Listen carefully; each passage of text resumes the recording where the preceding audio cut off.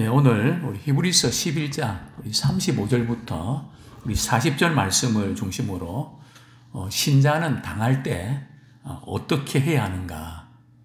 사실 어제 설교 제목은 믿음으로 잘 풀리는 사람들, 그리고 이제 오늘은 믿음으로 꼬인 사람들, 이렇게 제목을 정하려고 하니까 조금 이상하더라고요. 그래서 아마 또 이 유튜브를 보는 분들이 믿음으로 잘 되기를 바라는데 꼬이다니, 그래서 또 유튜브 설교를 안 들을 것 같기도 하고, 또 제목이 너무 부정적인 것 같기도 해서 신자가 우리 고난 당할 때에 어떻게 해야 하는가라는 제목으로 바꿨는데요. 믿음 때문에, 우리 신앙 때문에 축복을 받는 경우가 많을까요? 고난을 당하는 경우가 많을까요? 어떻습니까? 우리 교회는 어떤가요? 또 한국 교회는 어떤가요? 신앙생활 때문에 축복을 받은 경우가 많을까요? 아니면 생각지 않은 어려움과 고난을 당하는 그런 경우들이 많을까요? 아마 우리가 대답하기가 쉽지 않고 사람마다 분명히 다른 것 같습니다. 어떤 분들은 분명히 신앙 때문에 축복을 많이 받는 분들이 있습니다. 또 반면에 어떤 분들은 신앙 때문에 참 많이 힘든 시집살이 하면서 신앙 지키기 위해서, 또 믿지 않는 남편 때문에 어떤 갈등, 또 시어머니, 여러 가지 참 신앙 때문에 많이 어려움을 당하는 분들도 우리 종종 보게 됩니다. 자, 그러면 또 이런 또 질문 드리고 싶은데요. 축복을 받은 믿음이 더 클까요? 고난을 견뎌내는 믿음이 더 클까요? 축복을 받은 믿음이 더 큰 거 아닌가요? 고난을 견뎌내는 믿음은 작은 걸까요?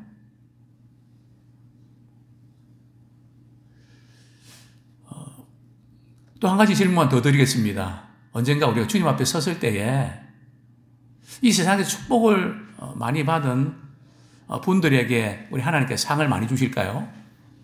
아니면 주님 때문에 고난을 잘 견뎌낸 그런 사람에게 하나님께서 더 큰 상급을 주실까요?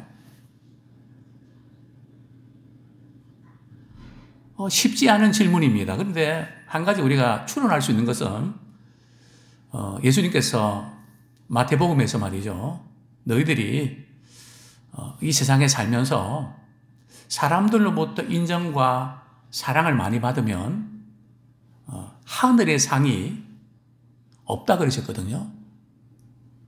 그러니까 우리가 세상에서 우리 인정을 받고 존경을 받는 것이 어떤 점에서 두려운 겁니다. 그래서 사도 바울은 예수님 만난 이후에 그렇게 복음 때문에 많은 고난과 핍박을 감수하지 않았을까. 한 군데 선교여행 갔다가 핍박하면 좀 이렇게 선교도 열린 지역, 핍박 없는데 이렇게 다니면서 복음 전하면 될 텐데, 후티어 말이죠. 유대인들이 간 곳곳마다 사도 바울을 괴롭히고 핍박하는데 왜 그런 고생을 사서 한 건 아니지만은 왜 그런 고난을 겪기를 원했을까? 분명히 예수님 말씀하셨거든요.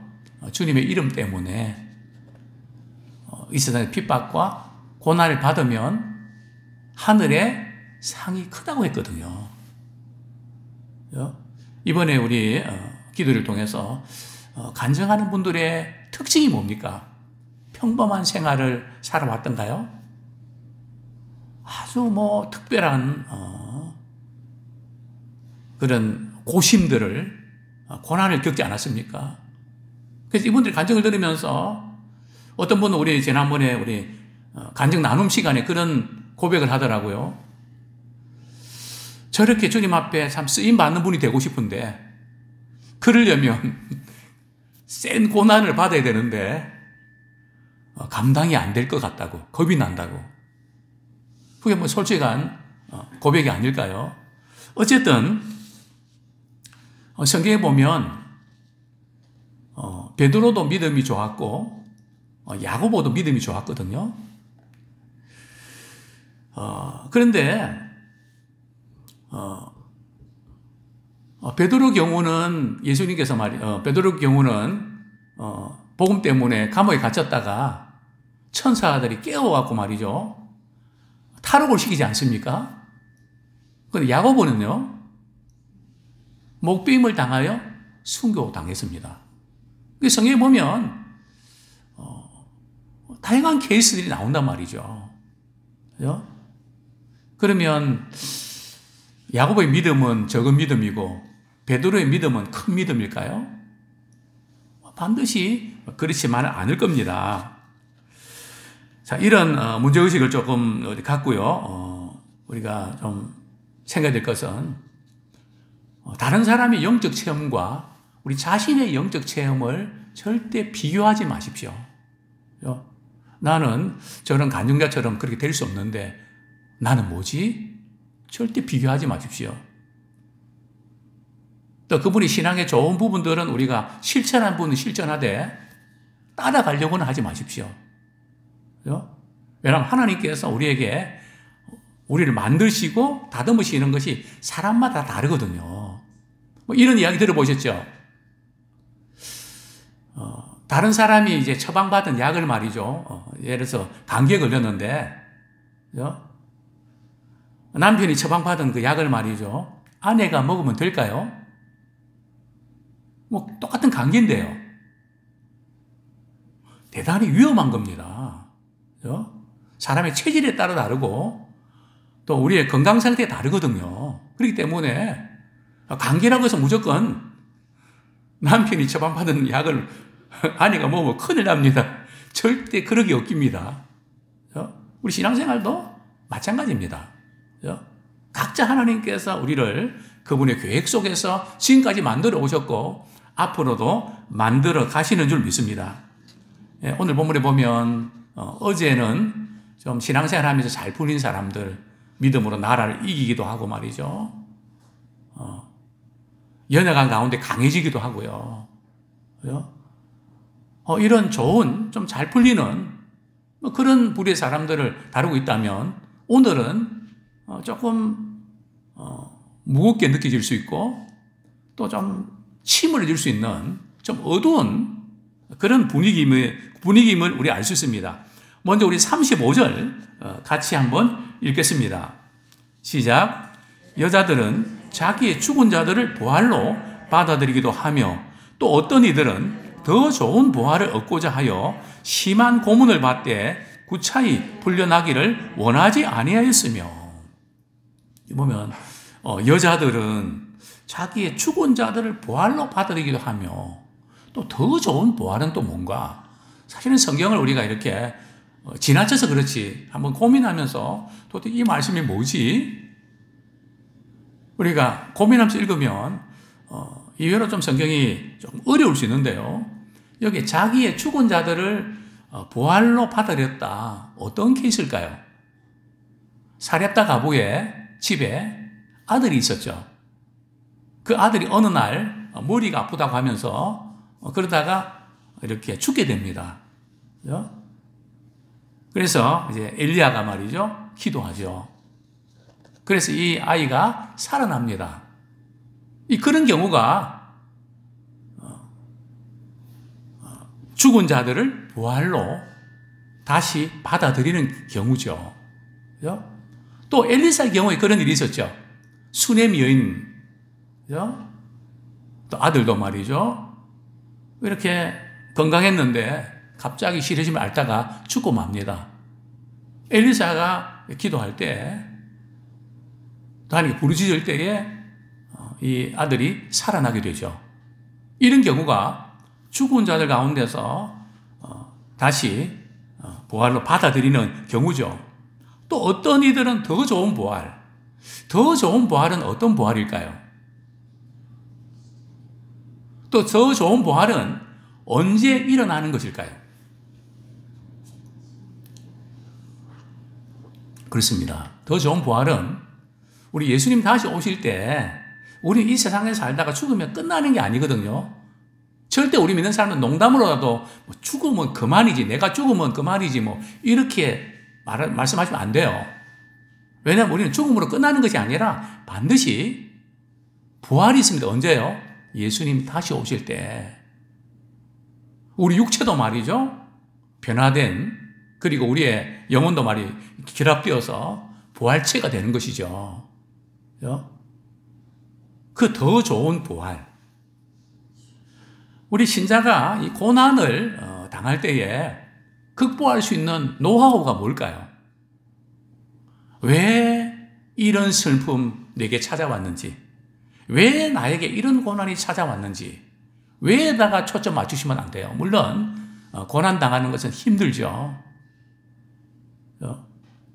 우리 신자들은 고난을 피할 수 있으면 피해야 되겠죠. 그러나 피할 수 없는 고난이라면 고난을 환영하십시오. 예수님이 그러셨잖아요. 이 잔이 내게서 지나갈 수 없거든 아버지 원대로 되기 원합니다. 그래서 고난을 피할 수 없는 경우는 환영하는, 받아들이는, 우리 주님이 나와 함께 하신다면 어떤 고난도, 어떤 역경도 이길 수 있잖아요 하는 찬송가 고백처럼 오늘 본문에 보면 어떤 여자들은 말이죠. 이렇게 많은 고난을 당하고 고문을 당하고 말이죠.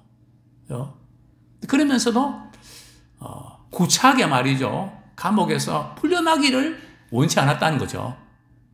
무슨 뜻인가 하면 고난을 꿋꿋하게 감당하기 원했다는 거죠. 조기철 목사님인가요? 그 사모님이 이렇게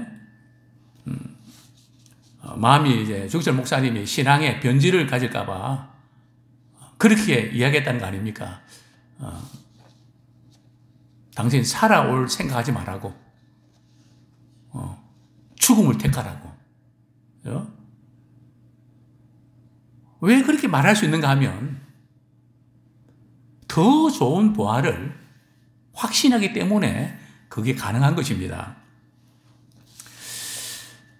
또한 저는 죽은 자 가운데 살아난 사람 부활도 있지만 또 더 좋은 부활도 있지만 우리가 이 세상에 살면서 우리는 부활의 권능에 참여하기 원합니다.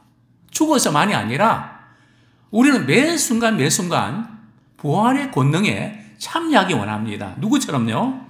우리 빌립보서 우리 3장 10절 11절에 보면 우리 사도 바울이 이런 고백을 했습니다. 빌립보서 3장 10절 11절 우리 같이 한번 읽겠습니다. 시작. 내가 그리스도와 그 부활의 권능과 그 고난에 참여함을 알고자 하여 그의 죽으심을 본받아 어떻게 해서든지 죽은 자 가운데서 부활에 이르려 하노니. 지금 사도 바울은 죽은 이후에 부활에 이른다는 그 뜻이 아닙니다. 내 살아생전에 그리스도의 고난에도 좀 참여하고 싶다는 거죠. 또 그리스도의 고난에 참여한 사람은 그리스도의 부활의 권능도 체험할 수 있다는 거죠. 그래서 우리의 삶이 매 순간순간마다 우리의 부활의 권능을 체험한, 다시 살아나는 고난 가운데 이제는 죽었다, 이제는 끝났다, 그런 가운데서 믿음으로 부활의 능력을 경험하는 우리가 되기를 소원합니다. 아브라함과 사라처럼 말이죠. 육체적으로 볼 때는 죽은 자 같지만 하나님께서는 아브라함과 사라를 통해서 약속의 자손 이산을 선물 주지 않았습니까? 우리가 상황과 환경은 더 이상 이런 상황에서 뭘 할 수 있을까? 초라해 보이고 아무것도 할 수 없는 것처럼 보이지만 죽은 자 가운데 살아나신 우리 주님이 그 부활의 능력이 우리 믿는 자들에게 삶의 현장에서 분명히 나타납니다. 많은 간증자들이 그거 아닙니까? 정말 극심한 고난 가운데 이제는 끝났다고 생각되는 순간에 하나님이 함께 하심으로 믿음으로 일어나지 않았습니까?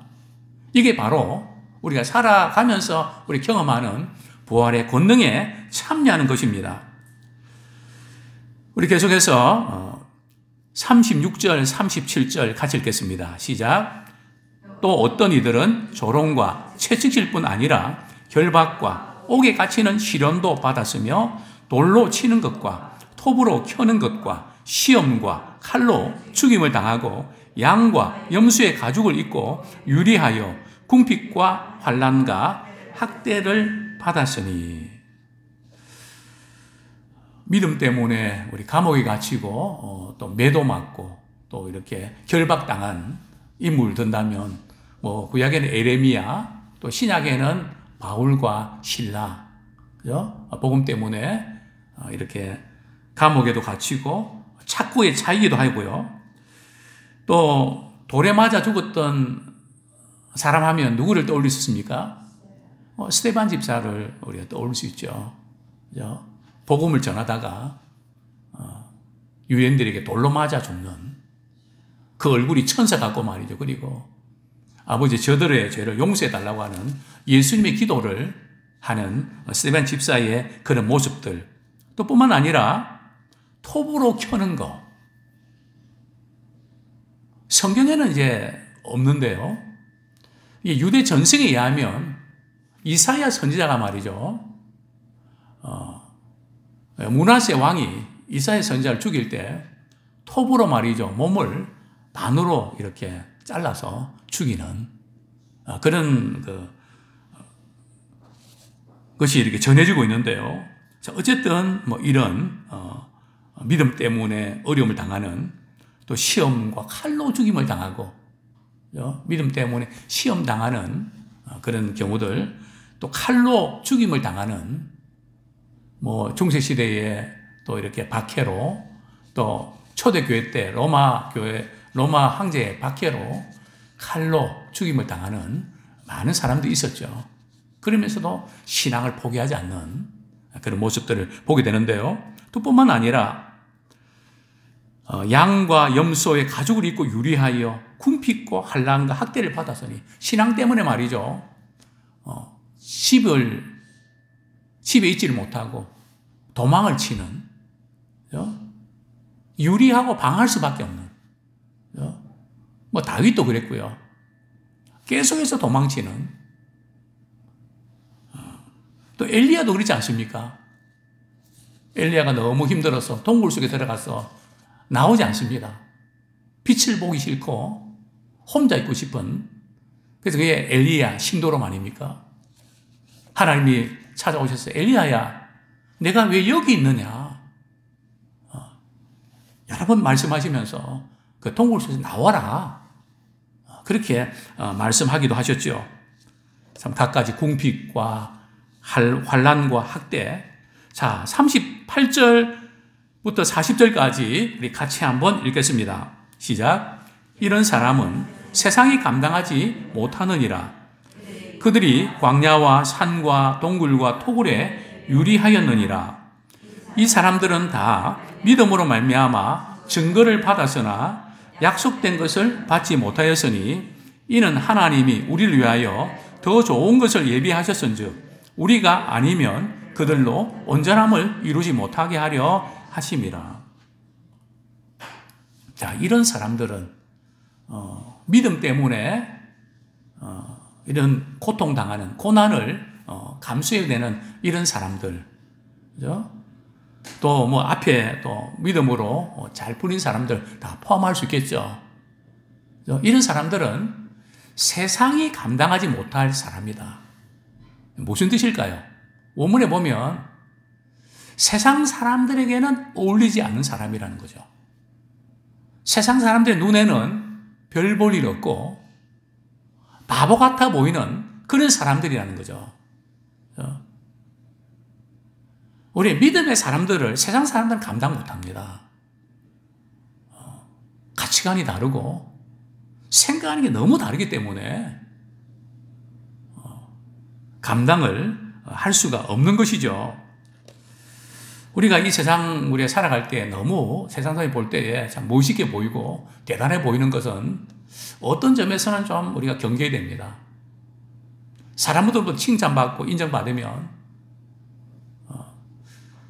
우리 주님 모실 때는 조금 문제가 생길 수도 있다는 것을 늘 기억해야 됩니다. 그렇다고 해서 뭐 칭찬과 존경받지 말라는 게 아니고요. 세상 사람들 기준으로 볼 때 그 가치관은 다르다는 것이죠. 그렇습니다.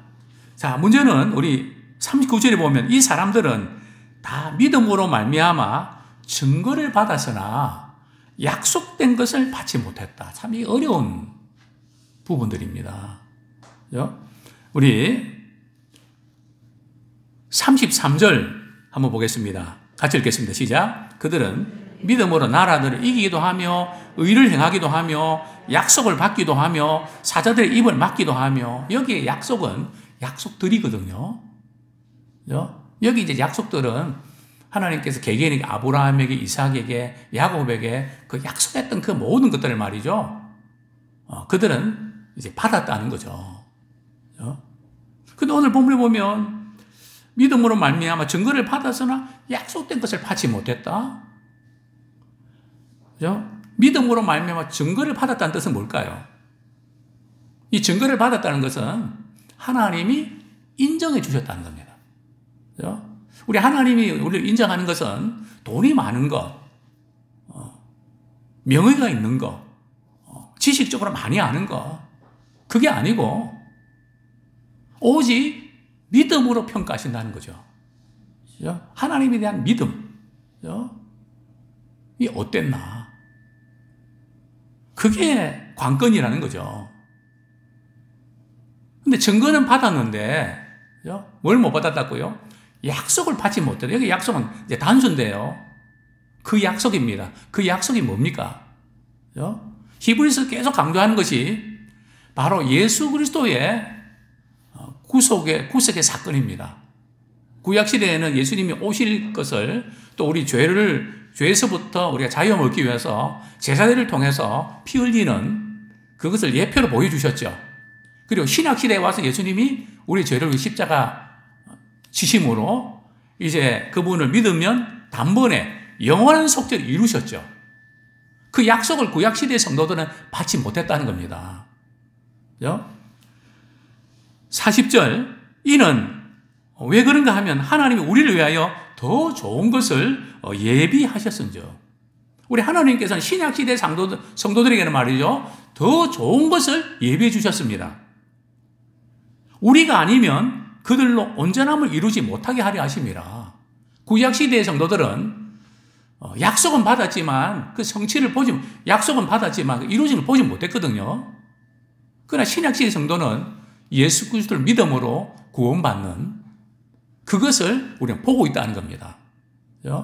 그렇기 때문에 우리 이런 놀라운 은혜와 사랑을 받았기 때문에 우리가 고난을 당한다 할지라도 믿음을 잃으면 안 되고 믿음의 대가를 치르는 각오를 해야 된다는 거죠. 그게 이제 오늘 본문의 핵심인데요. 이제 히브리서 11장의 그 결론 부분을 우리가 네 가지로 좀 이렇게 말씀드리고 싶습니다. 믿음의 정인들을 쭉 열거하면서 믿음의 사람들의 그 네 가지 결론. 첫 번째는 중요한 것은 상황이 아니라 믿음이라는 겁니다. 우리는 자꾸 이제 믿음의 결과를 중요하게 여기거든요. 내가 믿었는데 내가 이렇게 잘 됐어야 되는데 왜 이런 어려움이 있는 거 자꾸 우리 거기에다 초점 맞추는데 그게 아니고 중요한 것은 상황이 아니라 믿음이라는 겁니다. 또 특별히 우리 약속이 이루어지지 않고 기다리는 동안에 우리가 많이 약해지고 많이 힘들죠. 그럴 때 기다리는 동안에도 뭐가 필요하다고요? 의심하지 말고 믿음을 굳게 가져야 된다는 겁니다. 마음에 가득한 의심을 깨치고, 오늘 본문에 제가 오늘 불렀던 우리 찬양 가운데 그 손 못 자국 만져라. 그 앞에 보면 말이죠. 고난당할 때에, 어두운 길을 갈 때에 하나님이 좀 함께 하시나? 낙심될 때에, 그죠? 약속이 이루어지지 않고 그대로 그냥 이전과 똑같은 것처럼 보여질 때 그때 우리는 믿음을 더욱더 굳게 하는 기회로 삼기 원합니다. 특별히 세 번째는 말이죠. 우리가 시험을 당할 때는 특별히 믿음이 더 필요합니다. 주님이 함께 하시면 내가 어떤 고난도 이길 수 있습니다. 시험 당할 때 흔들리지 말고 더욱더 주님을 신뢰하는, 이해할 수 없어도 때로는 손해를 보는 것 같아도 주님을 신뢰하는 믿음의 사람 되기를 원합니다. 네 번째로 모든 것이 사라져도, 우리에게서 하나하나 모든 것이 사라져도 중요한 것은, 남는 것은 뭐라고요? 믿음입니다. 누구에 대한 믿음요? 하나님께 대한 믿음. 이 믿음 가지고 승리하는 승리의 주인공이 되기를 축원합니다.